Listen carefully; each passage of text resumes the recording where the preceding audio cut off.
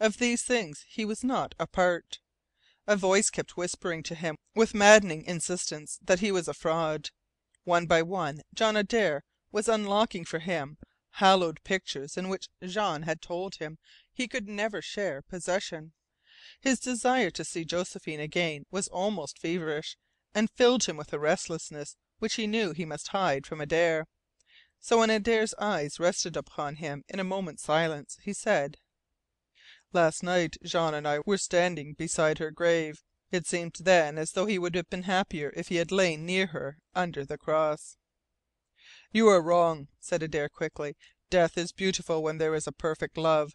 If my Miriam should die, it would mean that she had simply gone from my sight. In return for that loss her hand would reach down to me from heaven, as Iowaka reaches down to Jean. I love life. My heart would break if she should go, but it would be replaced by something almost like another soul. For it must be wonderful to be overwatched by an angel." He rose and went to the window, and with a queer thickening in his throat Philip stared at his broad back. He thought he saw a moment's quiver of his shoulders. Then Adare's voice changed. "Winter brings close to our doors the one unpleasant feature of this country," he said, turning to light a second cigar. 35 miles to the north and west of us there is what the Indians call Mucho Neck, the Devil's Nest. It is a Free Trader's house. A man down in Montreal by the name of Lang owns a string of them, and his agent over at the Devil's Nest is a scoundrel of the first water. His name is Thoreau. There are a score of half breeds and whites in his crowd, and not a one of them with an honest hair in his head. It is the one criminal rendezvous I know of in all this north country. Bad Indians who have lost credit at the Hudson's Bay Company's posts go to Thoreau's. Whites and half breeds who have broken the laws are harboured there. A dozen trappers are murdered each winter for their furs, and the assassins are among Thoreau's men. One of these days there is going to be a big clean up.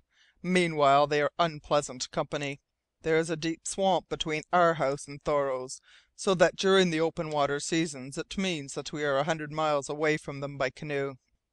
When winter comes we are only 35 miles, as the sledge dogs run. I don't like it. You can snowshoe the distance in a few hours."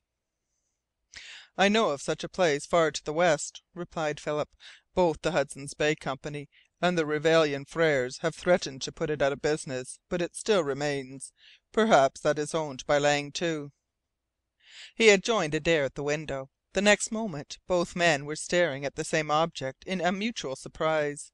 Into the white snow space between the houses and the forest there had walked swiftly the slim, red clad figure of Josephine, her face turned to the forest, her hair falling in a long braid down her back.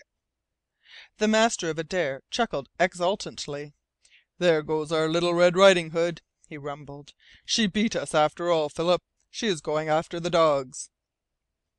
Philip's heart was beating wildly. A better opportunity for seeing Josephine alone could not have come to him. He feared that his voice might betray him as he laid a hand on Adare's arm. "If you'll excuse me I will join her," he said. "I know it doesn't seem right to tear off in this way, but you see " Adare interrupted him with one of his booming laughs. "Go, my lad. I understand. If it was Miriam instead of Mignonne running away like that, John Adare wouldn't be waiting this long." Philip turned and left the room, every pulse in his body throbbing with an excitement roused by the knowledge that the hour had come when Josephine would give herself to him forever, or doom him to that hopelessness for which Jean Croisset had told him to prepare himself. CHAPTER 14